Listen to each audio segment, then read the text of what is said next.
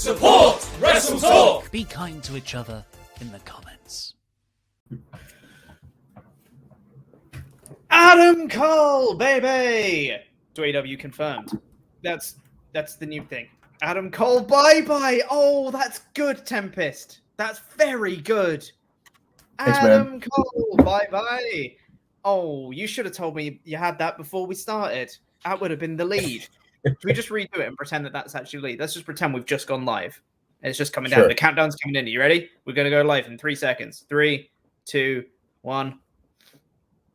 Adam Cole, bye-bye. Huh, what a great joke, me. Thank you for coming up with that, me. That was great. Anyway, Adam Cole has apparently left NXT. Hot damn, after his TakeOver match yesterday. We're going to be reviewing all of TakeOver 36 and talking about the fallout from this. Welcome to the WrestleTalk Podcast review of that. I am Chopper Peakmanel. I am your that's champion, and I am joined by your current Quizzlemania champion, my intangible co-host Tempest the Wrestler. Make sure to get in your Ultrachats at WrestleTalk.com/support, because we'll be going through all of those later on today. And also, we are sponsored by Beer 52. This is the final stream on the streamiest party of the summer. We've had so many streams, guys. We're going back to a normal schedule as of tomorrow. Yeah, for now, though, sponsored by Beer 52. Go check out the link, beer52.com/wrestle. Get yourself 10 free craft beers. Apologies if you can hear the plane going overhead. It's rather loud. But yes, let's firstly talk about this Adam Cole news that came out, because it was a lot of people had speculated that this might be the farewell for Adam Cole in NXT. Some people thought that he might just be staying in NXT forever because that's what Adam Cole will do. He's an NXT guy for life. But he did lose to Kyle O'Reilly in this match, which we'll talk about in a little bit. And I said quite openly, I thought that this was going to be, regardless of what happened with these potential contract talks, with him potentially going to AEW or going to the main roster. He reportedly had a big meeting with Vince McMahon to try and persuade him to stay. His contract just expired earlier this year, and he just wanted to sign a contract extension, which he did up until this takeover. So as of now, supposedly, the contract extension he reportedly signed before has expired. And then there was a report yesterday from Sean Ross Sapp on Fightful Select saying that he still hasn't signed for whatever choice it's going to be, whether it is AEW or the main roster or whatever it may be. He still hasn't made that choice as of yesterday when that report came out. And then there was a report from PW Insider that confirmed that was the last appearance for Adam Cole in NXT on last night's TakeOver. So what is happening with Adam Cole? Where's he going to go, Tempest? What do you think is going to happen with Adam Cole?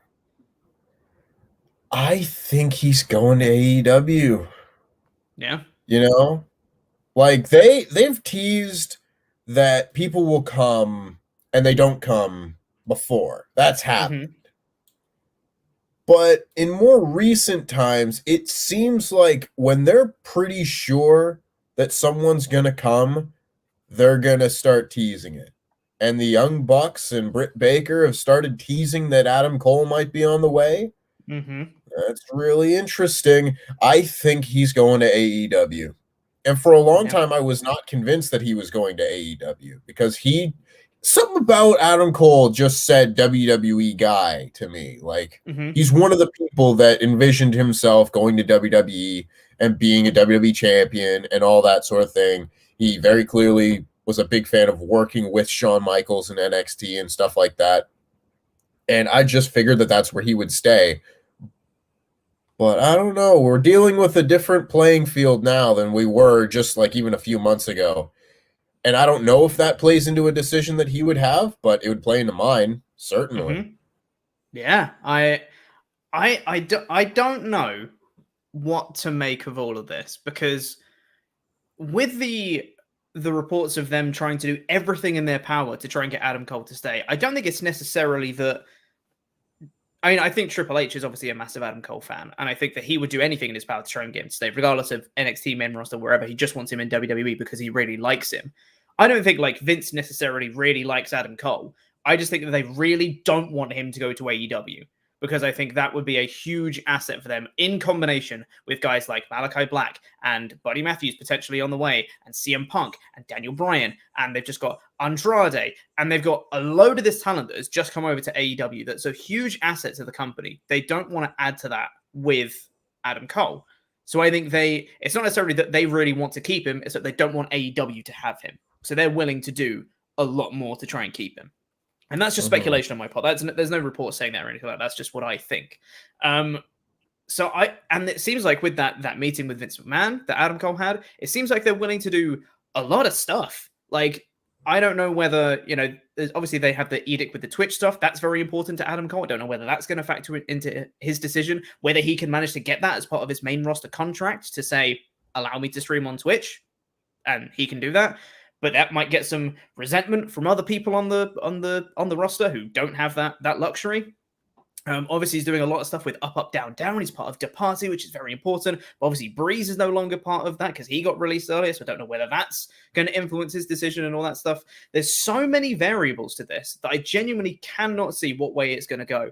And I don't think I'd be surprised with either outcome, whether it is AEW or the main roster.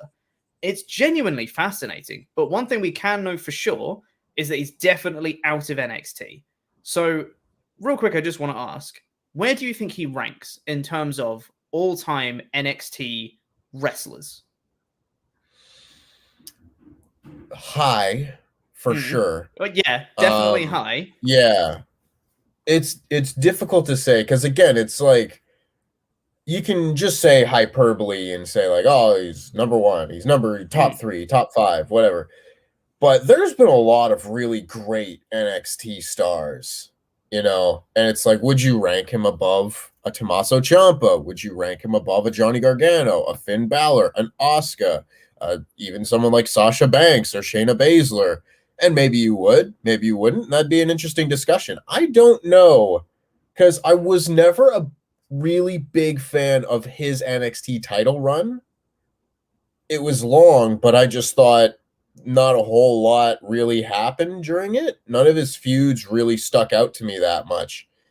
So that doesn't influence my decision greatly, but I would say he's definitely top 10. It's just whether he sneaks into that top 5 area. Yeah. That would be the real question for me. Yeah, and I think that's generally comes down to probably personal preference, right? Depending on who you kind of resonated more with. Because I think a lot of those top guys and gals in that kind of top 10, they all influenced NXT in very different ways. And some made their stock rose dramatically in NXT, or they raised the stock of NXT dramatically as well. Some had fantastic title reigns, some had very short title reigns, like Johnny Gargano, for example, had a very short title reign, but he's influenced NXT and had some of the best matches in NXT history. You can't deny that he's one of the best wrestlers that NXT's ever had.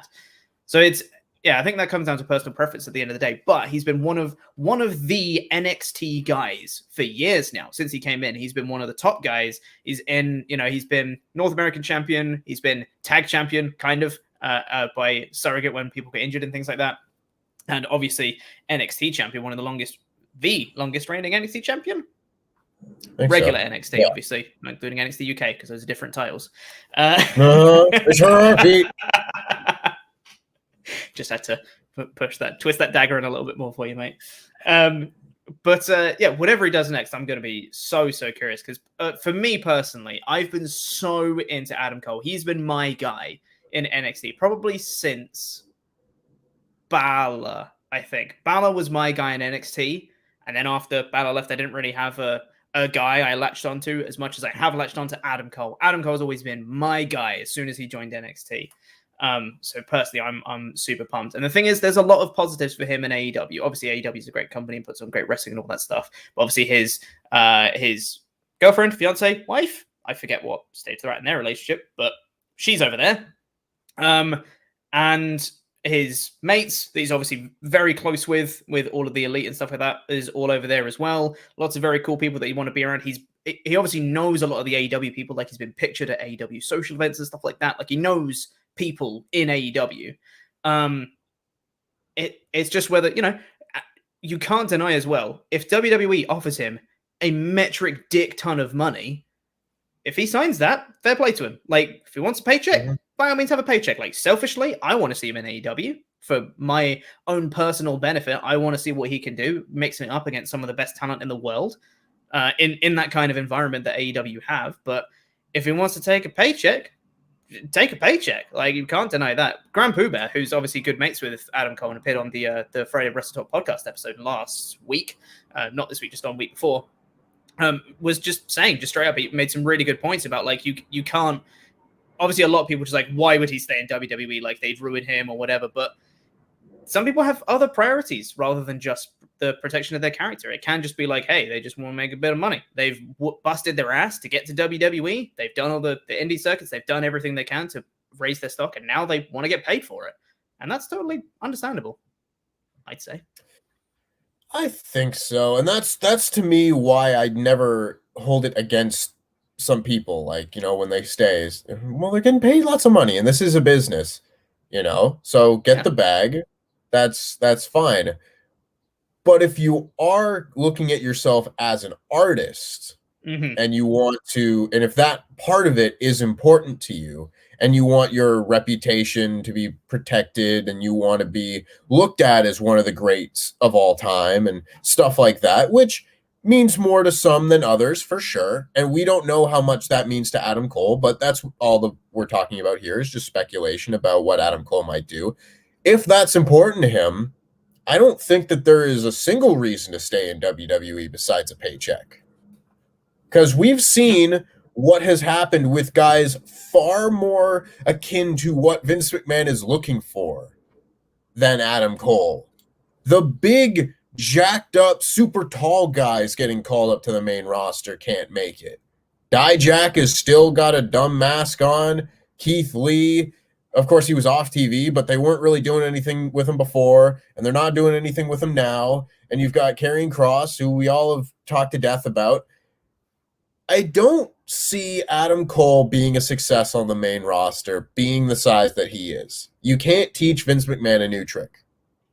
So, why not go to the company that has, at this point, more incredible top talent than possibly anywhere else, barring maybe New Japan, but they're clearly working with a really great track record at this point. And they're firing on all cylinders, and they're hot, and I don't want to just, you know, lose my mind over AEW on this podcast, but I mean, it's pretty clearly, in terms of quality, it's pretty clearly the number one company right now. And if something like that appeals to you, then I think that's the answer. But that is just one part of the equation, as we've said. Exactly. Yeah. Like, none of us know what's going on in Adam Cole's life.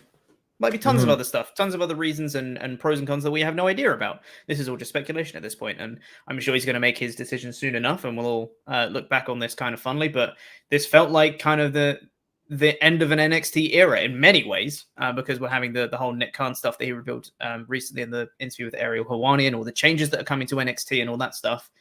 Adam Cole leaving, to me, signifies kind of the end of this style of NXT. This is Adam Cole's era of NXT that is now coming to a close. It's almost a little bit sad to see, but we'll talk about the rest of the show in a little bit here. We'll get into some Ultra Chats, I think, at this point. But real quick, we just want to remind you that we are sponsored by Beer 52, who have sponsored this entire streamiest party of the summer week that we've had. What a week it's been. And they've been amazing to us throughout this whole week. So please go and check them out, beer52.com/wrestle, and you can get yourself 10 free craft beers. Normally, people get sponsored by Beer 52. You get 8. But because we're amazing, and because they're amazing, because we love them so much, they can do, for you guys, we can get you 10 free craft beers, UK viewers only, and all you have to do is pay for postage and shipping, which is like $5.95. They're great. Please go check it out. Helps us out, helps them out. Everybody wins. It's great. Let's get into your Ultra Chats. We're going to read all the ones that are $5 and up by the time the show goes off the air. American dollars, that is. WrestleTalk.com/support. Charlie Davis says, the Bucks aren't in the business of disappointing people who are hardcore enough fans to even know about that BTE storyline. I didn't believe it until I saw this bio. I trust the Bucks. Yeah, we didn't even mention that. Some of the teasers that are coming in with the Young Bucks changed their bio to a YouTube video of the seances to try and resurrect the ghost of Adam Cole, which is the storyline they've been doing on Being the Elite.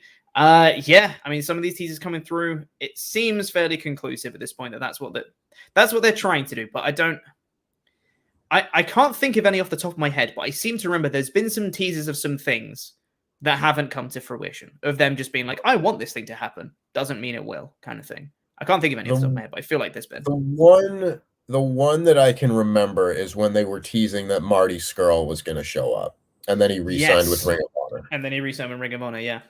That's the one that comes to mind. But it's been like 2 years since that happened.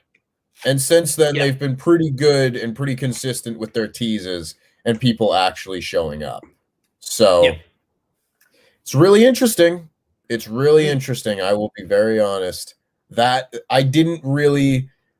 I'm having a harder time believing Adam Cole to AEW than like CM Punk to AEW or Daniel Bryan to AEW, just because it's a different situation. That tease is it's working me a little bit, gonna be honest. Yeah, 100%. Jose Vasquez says, best champ to ever grace WrestleTalk.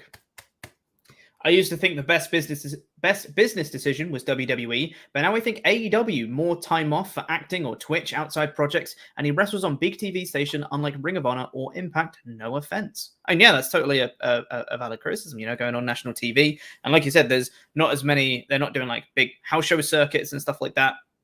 A lot more time for creative endeavors like Twitch and stuff like that Adam Cole does. Again, lots of pros and cons, and obviously we're not going to know all of them. But yeah, I want to see him in AEW. Very selfishly, I just want to see him in AEW. I will say though, while we're on the subject, where's the limit for AEW? Because they've got in a bunch of talent recently with Andrade, Punk, Bryan, Black, Matthews, Adam Cole. Maybe Bray Wyatt, at some point, like all of these like amazing possible main event level talent that they can get in. Where's the limit? Because they can't get everyone. Like at some point, you're going to have too many people. I think after this next little wave, because again, we don't know that Buddy Matthews is coming. It's just we don't. That's it's just kind of inferred. And the same with point. Bray Wyatt, and Bray Wyatt's still speculation because Meltzer said like it is him, maybe, likely, I don't know. So yeah. Still don't know about him. Meltzer made sure to say that Wyatt is at the same stage in negotiations with AEW as Aleister Black was when he reported that. So take that for what you will. Could still fall apart, but I think after Daniel Bryan shows up, Bray Wyatt presumably shows up, Adam Cole presumably shows up, I think that's where you kind of hit pause on signing and then just go for a bit. I think at that point, your unbelievable roster is completely loaded with talent, and you've got enough of a mix of older talent, younger talent, up-and-coming talent, everything like that you can mix together and have new matches throughout both of your shows and on Dark and everything like that. I think that's where you can kind of slow down a little bit. And besides, after that, I really don't know who they would get, because I don't think there's like a ton of contracts coming up in the near future. Just a few people that come to mind, like Ricochet, just throwing out names here. Like Ricochet, I think is still a couple years away from being a free agent again. Chad Gable still got a little bit of time left on his contract. I would like to see Chad Gable go. But I think once you get through this kind of batch, I think that's when you can pump the brakes a little bit. And to me, that doesn't include the women's talent. Sign as many of them as possible. Yeah, I was just about to bring that up. Some people were saying about like the Iconics and Ruby Soho and stuff like that. I'm just talking about the men's roster because they need more. They need more women on their roster. Go sign more of them, please. We do a couple more Ultra Chats here. Bacon Rasher says, "Hi lads, I would say Adam Cole's been great for NXT in the Undisputed Era. Not alone, but that's just my opinion. Make sure you get some rest now. All the back-to-back streams are done. Take care of yourself and each other. LIW for life." Thank you very much, Bacon Rasher. And yeah, I kind of agree with that. I don't think he's been bad on his own by any means. He's still been amazing and put on great matches and stuff like that. I think all of them have kind of lost a little bit of their shine. Now they're not together, which is a shame. Yeah. And if he goes, and I mean, he's gone from NXT one way or the other, it sounds like. Yeah. Man, I don't like the look of things for Kyle O'Reilly and Roddy Strong. That's the only thing that Kyle O'Reilly really was doing this year. and Roddy Strong hasn't had a whole lot to work with since going to the Diamond Mine. And at least a match with Adam Cole would have been like, oh, that would pique my interest. And now we don't have that. So, yeah, I don't know. Yeah, man. Charles Berg says Charles Berg says the fact is, no matter where Cole goes, he's going to make good money. Excuse me. So if I were him, I'd go to the place where I can feel I can be creative. I'd rather be in a place that respects my skill and knows my worth, rather than stay in a place that hates wrestling. Yeah, I mean, if it was me personally, I would go to AEW if it was me. But again, we're not Adam Cole. We can't make that call, unfortunately. We'll do one more. Blind Raw says, streaming is a big deal for Adam Cole. I'm 100% sure that if WWE isn't going to let him stream, he would leave. Chugs and the Chugs army are a huge deal for him. This is the influence Woods and Breeze telling him to do stuff outside of wrestling too. Yes, Chugs is the best. We love Chugs. Yeah, I think either he has to have it as part of his WWE contract or he probably won't do it. Even said on a recent stream about, like, this isn't going anywhere. I will not stop streaming 100%. Like, I refuse to stop streaming, basically. So if he is going to the main roster, he's going to have to work that into his contract somehow. So we'll have to wait and see. Anyway, we'll get into more of your Ultra Chats later. We talked about that for quite a long time. We've got a whole takeover to talk about now. So let's get into talking about that. First things first, by the way, just wanted to point out once more, we'll do the rest of your Ultra Chats later. WrestleTalk.com/support. And we are sponsored by Beer52. Beer52.com/wrestle. Go get your free crate of 10 craft beers. We had a kickoff match on this takeover of Ridge Holland versus Trey Baxter. It was very quick. Ridge Holland won. Not much else to say. Ridge Holland looked good. Yeah. Cut a promo afterwards. It was a solid promo, but I don't like the idea that this is like the end of Trey Baxter's push. Yeah, I wanted to see him go to the finals of that tournament, and he didn't do that. And I thought, he'll still have a good showing. Yeah. You said this match was 2 minutes. It was 1 minute 45. But then we had the opening match on the main card, which was Cameron Grimes versus LA Knights for the $1 Million Championship. This was a really fun opener. I thought this was a good, just a heartwarming, hey, this is a fun, good feeling moment for this match, which was Cameron Grimes defeating LA Knight and becoming the new $1 Million Champion in the process.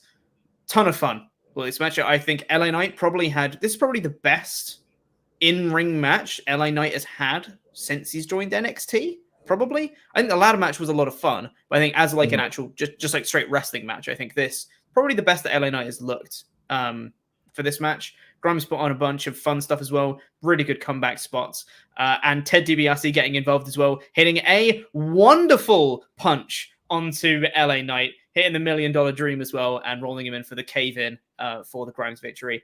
Really, really fun stuff. Grimes is the new $1 Million Champion. Thumbs up from me.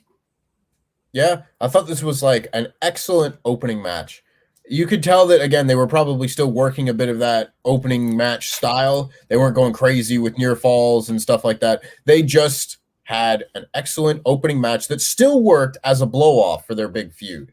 And this to me is important because I want to give them credit when they do things well. I made a video a few years ago for WrestleTalk saying that WWE doesn't use their legends properly and really highlighted like Goldberg and, the various legends that come in and just kind of bury the young talent and get a pop and leave.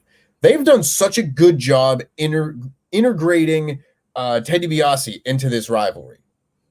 They've used him to get two new guys over and used him in not a way that makes him look above them, but he's just a part of the story.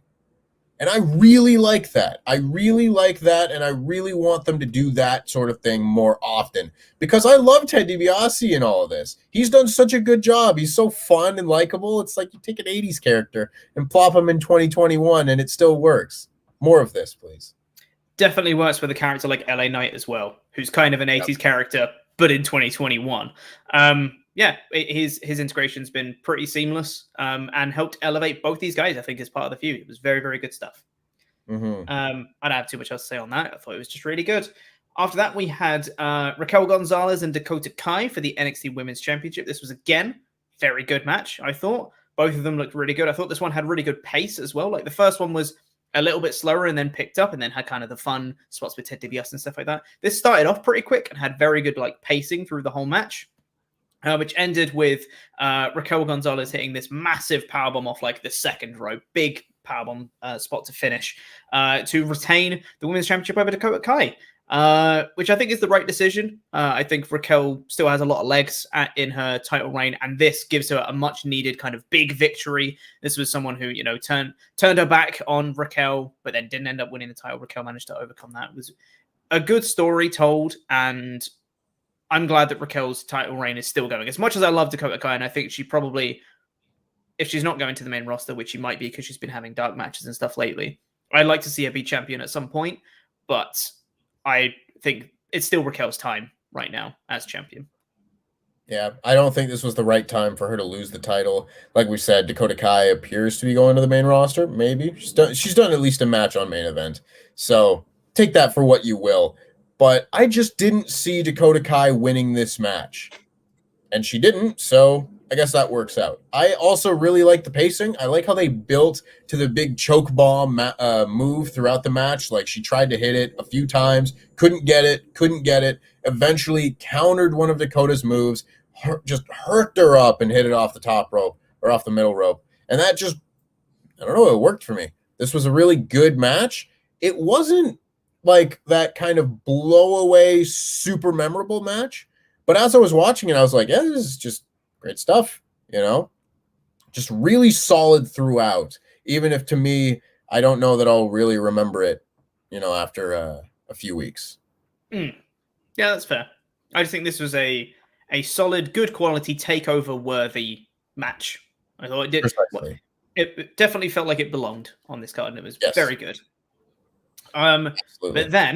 But then, Tempest, we got, for me, quite easily match of the night, possibly match of the year.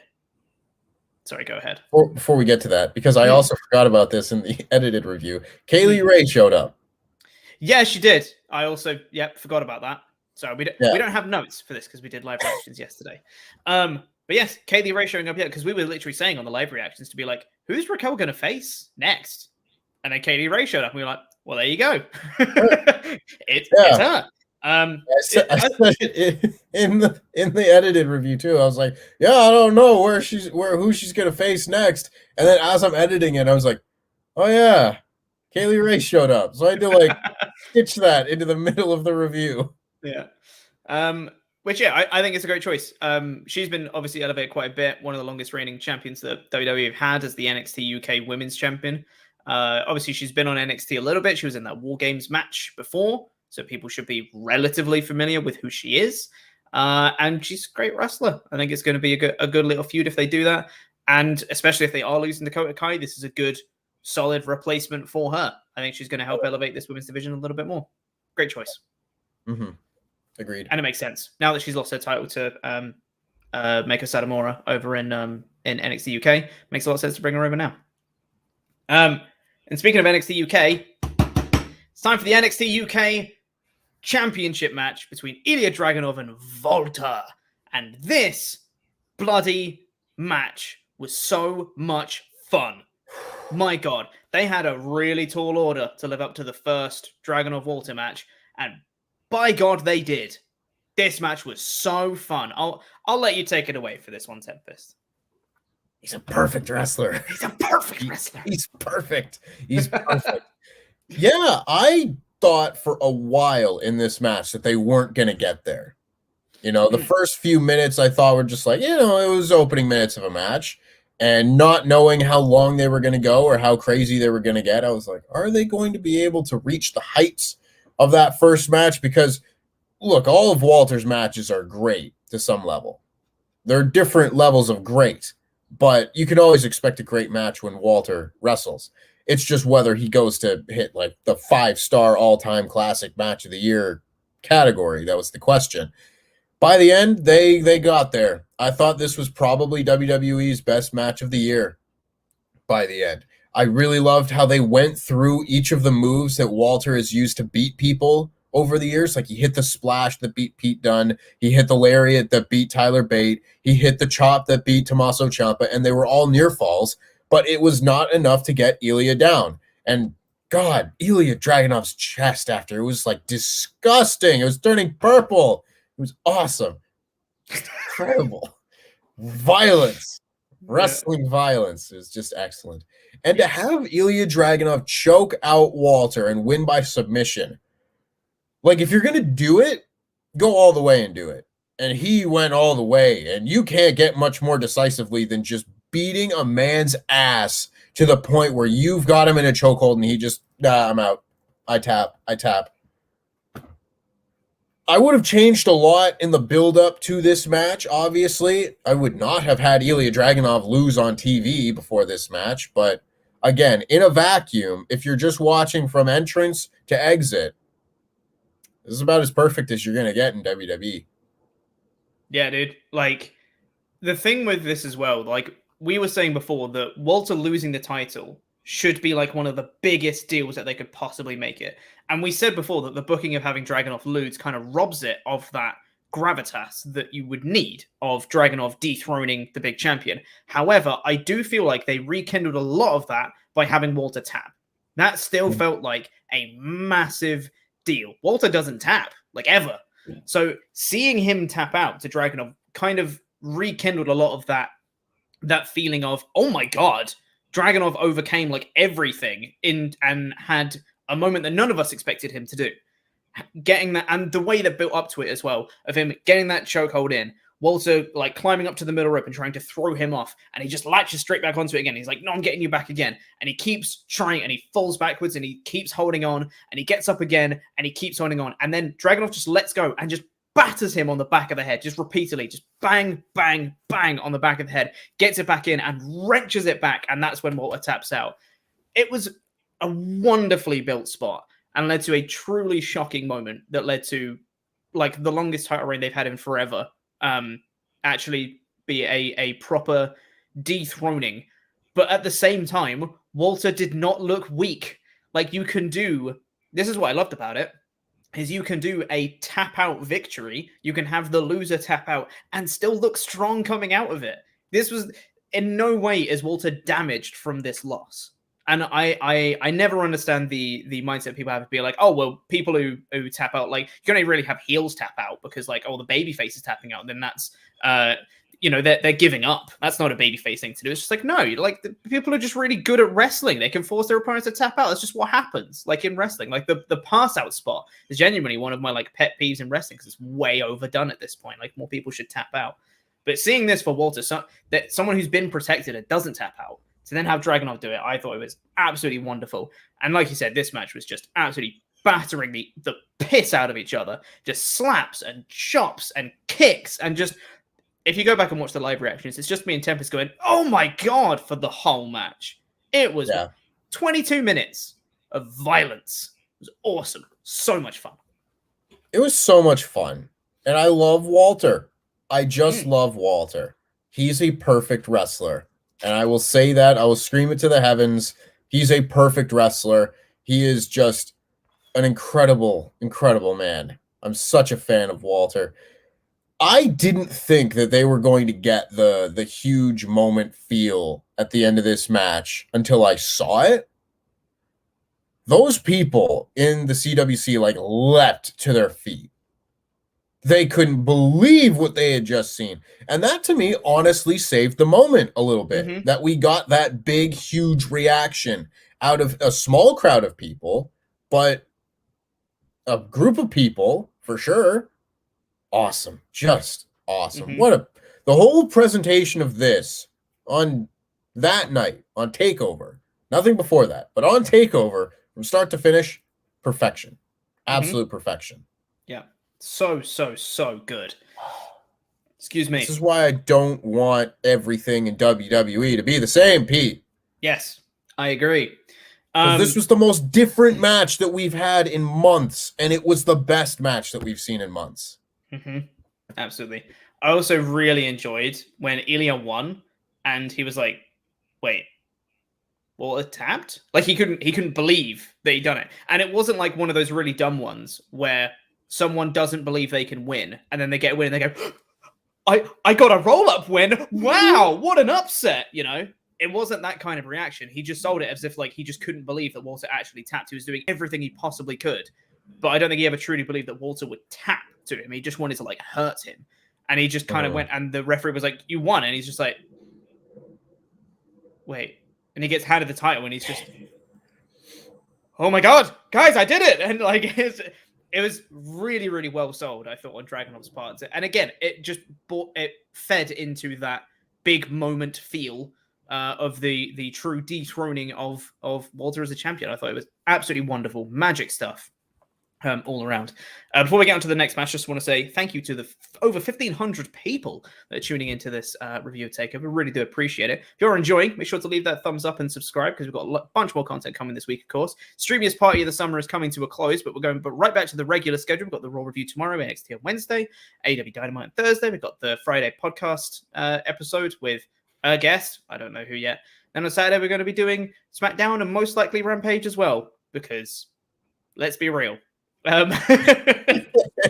It makes my mood so much better to talk about Rampage. Dude. Yeah, tell me about it. It lifts my spirits when I don't have to talk. Anytime I don't have to devote thinking about SmackDown is time well spent to me. It's good, yeah. But then the next match, which I thought was going to be the main event, was the 2 out of 3 falls match, which is actually the 3 stages of hell match, between Kyle O'Reilly and Adam Cole. The first fall being the traditional wrestling match. Second fall being a street fight, and the third fall being the steel cage. This was an odd one because I think both of us kind of said by the time it got to the final fall, we were like, this has been a really good match, like a very good Kyle O'Reilly and Adam Cole match. And then the finish happened, and we went, it wasn't bad. It was just very unexpected, I think. Started off with O'Reilly winning the first fall via roll-up. Kind of just got the roll-up win. And I mentioned this on the live reaction stream. I'm just not a fan when they're doing 2 out of 3 falls matches or 3 stages of hell or whatever it may be. When you have multiple falls in a match or like an Iron Man match or something like that, and you do falls that just wouldn't happen if it was a normal singles match. Like that fall would not have taken place unless it is a 2 out of 3 falls match. It just kind of cheapens the idea of a fall in a match. That's why I like stuff like, what was it? The 2 out of 3 falls DIY revival at TakeOver Toronto. Like the first fall in that one is a shatter machine, right? Onto Gargano, or was that the second one? Yeah, I think it was the first fall. I think it was the first one. It was a shatter machine onto Gargano. It's like, that would win a match. That would win a normal match, but that's just the first fall in this match. Like that's what elevates it to be like, oh my God, 2 out of 3 falls. They're gonna have multiple matches worth of stuff, basically, is how it should really feel. But this one was just like, so we're just going to trade falls then. And the only really one that matters is the last one, which was a shame. Wasn't quite how it panned out, though, because Kyle O'Reilly won the first one, and then they spent the vast majority of the rest of the match just having the street fight. And the street fight phase was really fun. It was really, really fun. God, please stop doing the spot where you put 2 chairs together and have someone fall onto the backs of them. Please stop doing that for the love of Christ and for the love of your spines. Please stop doing that. It's an amazing spot, but please stop. Oh my God. Had the 2 chairs set up and they threw Kyle O'Reilly off like the middle rope, did a flip bump onto the corners of the chip. Nope, don't like it. Made me cringe real bad. But there was so much like smoke and mirrors in this second bit. So much fun. Chains being punched at each other and all sorts of stuff. It was really, really fun. And Adam Cole did get the win eventually for that second fall. It was good fun. And it took up the vast majority of the match. Like the first fall was probably 5 minutes. This one was probably like a good 15 to 17 minutes, I think. Yeah. I feel like they're trying to do something where they're trying to like recreate the wheel or something where they're looking for different ways to block out a 2 out of 3 falls match. You know, it's like I remember a few years ago they did one where it was Shelton Benjamin and Chad Gable against the Usos, the Royal Rumble, and they spent like 10 minutes on the first fall and then did 2 minutes in the second fall and had the same team win back to back. Like they're trying to figure out new ways of doing this. You know, but I just think they could do something different. You know, like this was a match where they went 5 minutes in the first fall, like 15 minutes in the second fall, and then 5 minutes in the third fall. And I don't think that the 2 out of 3 falls or 3 stages of hell stipulation really did anything to elevate this match. I think if they just had another street fight or something like that, then this would have been at least as good, maybe even better, because it just isn't as convoluted as having 3 different pinfalls or submissions throughout. But regardless, I thought that they didn't really do enough in the first fall to put over the I just beat you in 5 minutes, haha. It just felt like, okay, that was the first fall, let's move on. Like, Adam Cole was shocked, but he was shocked in the same way that he would be if he had lost the first fall 10 minutes later, right? Like, winning in the first 5 minutes of that first fall, I felt like should have been that, oh, I only got to beat you one more time. That one was easy. I'm fresh. Let's go. You know, that kind of feeling. And they didn't portray that to me enough. I thought the second fall was like, that was the bulk of the match. That was where they did the majority of the work, and they did their best work. They just had a really fun street fight. Wasn't like, again, they fit 3 falls into 25 minutes. I don't think either of their previous 2 matches were 25 minutes, you know? So there was a lot crammed into this. So for a 15-minute street fight, it was really good. And then we got the third fall that went 5 minutes, and we were like, oh, all right. Interesting. Yes. So the cage started to come down because it was a steel cage for the third fall. Started to come down. Yeah. And then because, of course, it stops moving if either Cole or O'Reilly start moving, Cole went out and grabbed O'Reilly and took him outside the ring, did a powerbomb onto like the corner of the announce desk. There was a spot in the street fight phase as well where he kind of whipped Kyle into the corner. Kyle went down and tried to dodge like a chair that was in the kind of stuck in the turnbuckles. Went down and just caught his side on the ring post instead. And from then he was just working over the ribs in the back like the whole rest of the match. So this just kind of fed into that a little bit. Then after that, they did a few spots back and forth inside the actual ring after the cage came down, handcuffed O'Reilly to the ropes. And then as he was just doing repeated like super kicks to Kyle grabbed one of them and got in like a heel hook, knee bar. I always get confused which one it is. But did it like with one hand because one hand was handcuffed and just managed to like wrap his other arm around and did that. And then Adam Cole just tapped. Just straight up. And I was like, oh, okay. It was just one of those moments where it wasn't bad necessarily. Like it was a solid finish. Like Kyle's won matches with that before and stuff like that. It was just an interesting choice. I felt like maybe if that finish had come maybe 5-10 minutes later after a bit more build to that spot, I think it would have been perfectly fine. It just felt a little bit rushed or not. It didn't quite have the impact I think they were going for. I think that was the key to me, where I thought it was a fine finish. Like Kyle O'Reilly being handcuffed to the ropes and being able to get a one-arm submission in and Adam Cole tapping out, like on paper, that sounds like a grand idea. But it just kind of came like a lot earlier than I was expecting. If they had done a really strong cage match for another 5 to 10 minutes and then that finish happened, I would be talking about like, oh, what a fantastic match this was. But it was just kind of like, oh, you cut it off right when they were starting to get into the final stretch, you know, rather it felt like they cut out the near fall ending portion of the match and just cut it at the first near fall submission. That's an interesting decision to make, I would say. I don't know that I would have done that. Yeah, I felt like it could have done with a little bit more building of the heel hook as a whole. Because I think that was like the first time he'd gone for it in the match. And obviously we know that he's put people away with that move before. But I think if they'd have built up to him putting it in with 2 hands before and Cole always managing to escape it somehow, whether he like whacks him with a weapon or manages to get to the ropes and like pulls himself out or whatever it may be. And then in the cage match section, he has to go for it with one hand. And that's when Cole taps. That's a really good build to the finish, but they just didn't build that story at all through the match. And I felt like that would have had maybe a bit more of a resonance to it. And regardless, it was fun. It wasn't bad by any means. It was a good solid match.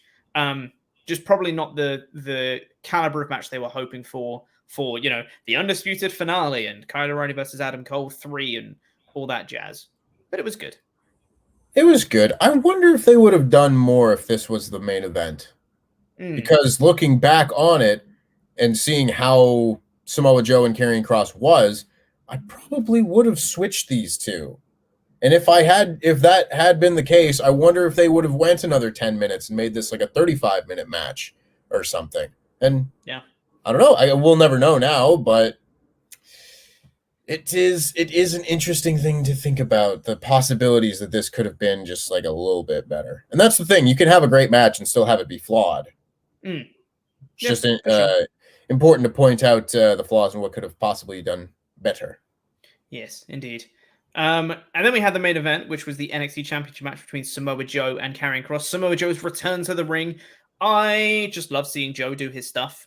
Like the just like punches in the corner into the spinning kick, and it's in the coquina clutch. The biggest thing in this match, though, of course, was Joe winning with the Muscle Buster. Hell yeah. Loved seeing that. Loved seeing the return of the Muscle Buster. That was great. If it was me personally, I would have cut 5 minutes off this match. I would have had it be much quicker. And probably put that 5 minutes onto Karrion and Adam Cole, I think. I think that match needed more and this match needed less. I think this needed to be a bit more of a dominant Joe win. I understand why they want to protect Karrion Kross on the way out. Totally get it. But I think this match, it just fit better to have Joe win in a fairly decisive, quick manner. And you can fit in a bunch. This was a 12-minute match. You could have done a bunch in 7 minutes. You can fit a lot of spots into it if you keep up the pace for it. Joe doing a big dive, coquina clutch counters, loads of like submission wrestling from Joe, hitting that muscle buster to finish. It was the perfect choice to have that finish. One thing I will say, a lot of people mentioned it on the live reaction stuff. Joe looked a little bit gassed, which, makes sense. He's been out of wrestling for like over a year. Makes a lot of sense. That is a bit worrying if he's going to be gassed from like a 12-minute match. I don't know if he's going to be able to have the caliber of, the takeover main event, half an hour spectaculars that we're used to. I don't know if Joe's going to be able to have that caliber match going forward, but hopefully, maybe it's just a little bit of ring rust and he needs to just get back into it a little bit more and he'll be fine kind of thing. But he did look a little bit gassed in this match. Yeah, it was difficult to ignore by the end where he did look a little bit gassed. And I'm going to give him the benefit of the doubt that this is just, it's his first match in a year and a half. And that's difficult to really get up for your first match back. That and wrestling a really big guy is a lot more tiring than people give credit for. Just if you have a guy like that just giving you a chin lock and he's just got a bit of his weight on you, that saps your energy. Just completely drains you. So if you put this Samoa Joe in a match against like Adam Cole or Pete Dunne or Kyle O'Reilly, I think he might be a little bit better off for a bit, and maybe not. Who knows? So yeah, they just went a little bit too long for my liking. Yeah, which is a shame. And Kross especially. It was a bit of a shame to see this. No Scarlett for his entrance, which really robbed the presentation of it. The crowd are not into Kross anymore, just chants of Hardy. It's a shame for him. But I don't know how to feel, because I don't think anything that's happened to him is necessarily his fault. No. It's just the presentation and the perception of Kross. He was pushed as the biggest deal, and he just didn't quite live up to that expectation through his matches.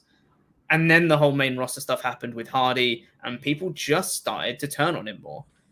It's an unfortunate end to what could have been great. I think he's going to do fine on the main roster, though. I don't think he's completely ruined. I think he's got time. He's a big dude. He can be fine. He can be. Yeah. But I don't have faith in the main roster to do that, is the thing. It's not a matter of Karrion Kross at this point to me. He doesn't necessarily have the same tools that some of the other people, whether it be a Keith Lee or a Dijak. I think they're both better workers than he is. But he's got a very good look. If they present him properly, he has a good presentation. I have no idea what they're doing in that respect. The booking is one thing. Having him win or lose matches is one thing. But to actively make his presentation worse by having Scarlett just not be there, I don't understand. And I'm waiting for someone to give me a good answer regarding that, because I really don't see any positive in making his presentation worse when he needs all the help he can get after losing that Jeff Hardy match. I don't get it. Yeah. I hope it works out for him, because I thought he was going to be this really big deal, and it's tough when you're portrayed as like the next big deal, and then they take the foot off the gas a little bit. Mm-hmm.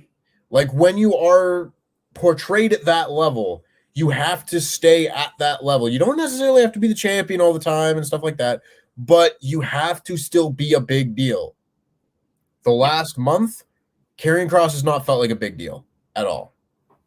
He felt like a guy. I think that is the most damaging part of this. Yeah. Not much more to say about that, but Samoa Joe, 3-time NXT champion, happy for the guy. Yeah. Glad to see him wrestling again. Yay for Muscle Buster. Big fan of that. I will say, last chance to get in your Ultra Chats at WrestleTalk.com/support. So going to go through the rest of them now. And one more time, we are sponsored by Beer52. Beer52.com/wrestle. Go get your free crate of craft beer. 10 free beers for UK viewers only. All you have to do is pay for postage and shipping, which is like £5. More Ultra Chats. Charles Berg says, I have a theory on the finish to Walter versus Ilja. I think Walter legit told Ilja to choke him or he wouldn't tap. Maybe they just sold it perfectly, but it looked like Ilja was legit cutting off Walter's oxygen. By the way, Pete, you pronounced Todd Moonpla correctly. Yay, I did a thing. Go me. When we're talking about Thai food on the live reactions yesterday. Yay. You know, I wouldn't be surprised with Walter and Ilja. It wouldn't surprise me if Walter's just like, just choke me out. It'll be fine. Yeah. They're crazy ones that are crazy enough to do something like that. Just like, just do it for real. Choke me out and I'll tap. Yeah, exactly. Prince of Strong Style says, hello lads, really enjoyed TakeOver. RIP this NXT. I wasn't a fan of the Walter Ilja ending. Thought Walter should have passed out to fit his character, just IMO, but still loved it, and it seems like from his promo, Ilja is going heel. So yes, please, LIW for life. I do not see Ilja going heel at all. But I don't think Walter should have passed out. I think him tapping out led to a bigger moment, and he doesn't lose anything in this at all. I think it fit perfectly. I would have had it exactly the same. I wouldn't have thought to do it if I was booking the match, but the fact they did it, I was like, that makes perfect sense. Yeah. To me, it was one of those moments where they managed to book something that us fans hadn't thought of. Exactly. You know, I would not have guessed that they were going to just have Ilja Dragunov choke out Walter to the point that he taps out. But then I saw it and I was like, perfect finish. Exactly. Like, good for you. You did a good thing. Certainly did. Chris Dudley says, Tempest, the live streams over the weekend where everyone was together, you were noticeably absent. Frowny face. Have you considered moving to the UK to be with everyone in person? I have. It's just a difficult time to try and make plans like that still. You know, world is opening up and everything, but travel is still not something that is terribly easy to do. But you never know what the future holds. We'll see. Mm-hmm. Fingers crossed, man. We'd love to have you over here. Juan Estrada says, you guys keep me up to date with wrestling despite my busy schedule. Might watch AEW now because WWE's been weird with all these talented people being let go. Sending love from the Philippines. Thank you very much, Ewan. And I hope you enjoy AEW because it is pretty great. Isn't it? It's pretty great. It's pretty Love good. That show. Yeah, it's pretty good. Anyway, I think that is going to do it for this review. Thank you, everyone. This officially brings the streamiest party of the summer to a close. What a bloody week it's been of doing the 50K watch along, and we've all obviously had the regular stuff with Raw and NXT and Dynamite and things like that. We had the return of CM Punk to wrestling, his debut in AEW. We had SummerSlam and SmackDown. And obviously TakeOver, live reactions, reviews, had all sorts of stuff going on. The return of Becky Lynch and Brock Lesnar. What a week in wrestling. And now we just carry on because we got Raw tonight. Uh-huh. Cool. Not watching that. But thank you very much, everyone who's checked out all of the streams that we've done from this week. We really do appreciate it. We've had so much fun doing it. I'm going to go sleep for about a week, I reckon. That's probably going to be the plan. But thank you. If you guys haven't subscribed yet, you really should, because obviously we've got loads more content. If you've enjoyed some stuff from this week and you're checking us out for the first time, subscribe because we do this content all the time with live reactions and predictions and reviews and all that stuff. So subscribe and enable notifications for that. And join in with Wrestle League. It's fun. Do predictions and stuff. Compete against us. That is going to do it for this stream. If you're watching on Catch Up, please press the videos that have just appeared on the screen to catch up with more awesome WrestleTalk podcast content, and the button in the middle that will make you become a pledge hammer over on our Patreon page. Loads of bonus content over on Patreon. Go check it out. I have been Chopper Peak Pinnell. I've been joined by my intangible co-host, Tempest the Wrestler. I am your Jamnet champion. He is your Quizzlemania champion. We are Lost Intangibles, the WrestleTalk 444 Life. And that was NXT TakeOver 36.